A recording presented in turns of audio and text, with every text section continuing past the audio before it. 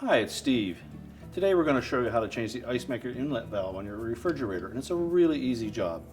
All we're going to need is a 1/4-inch nut driver, maybe a pair of needle nose pliers, and a utility knife. Let me show you how we do it.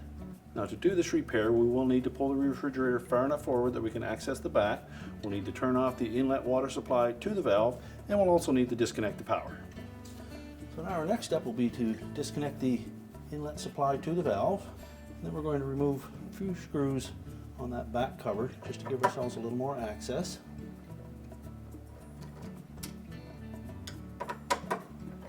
With the back cover out of the way, we can next remove the 2 screws that secure that valve mounting bracket to the frame of the refrigerator. We can pull that valve out far enough to access the wire harness connector. And remove that. And it's a little tight. Take your needle nose pliers and just grasp the connector and pull it free. Now next we can disconnect the outlet from the valve. And if it's the quick connect type like this, you simply depress that little collar, hold it in flush to the valve, and pull your tubing away. If it's a thread-on type, you would simply unthread it and remove it. You can unclip the tubing from the side of the old valve body and discard it.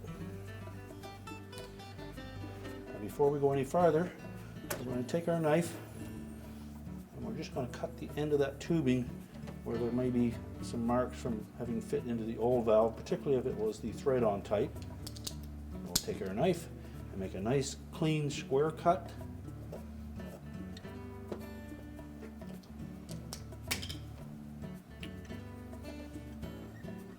And now we're ready to install the new valve. So we'll begin by inserting that tubing fully into the valve. Press it in all the way until it bottoms out and give a little pull backwards, and that will lock it in place. And then pivot the tubing and under that little retaining clip on the side and adjust as necessary.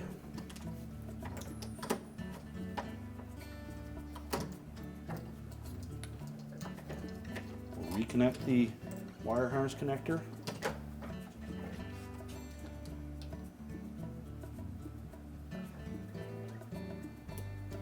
Make sure it's fully inserted on there.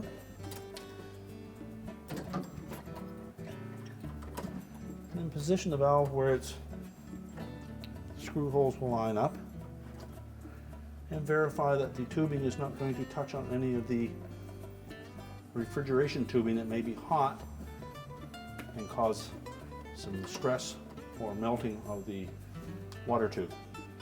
We can then secure the inlet valve to the frame of the refrigerator and install the 2 retaining screws, and we'll reposition that back panel.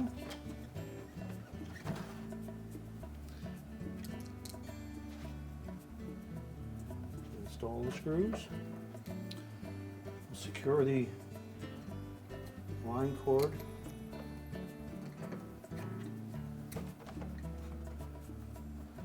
Make sure it doesn't interfere with the water line. Place all of the screws on that back panel. It's important that that back panel be in place to ensure proper airflow across the condenser. And just lift off the protective cap for the inlet to the valve.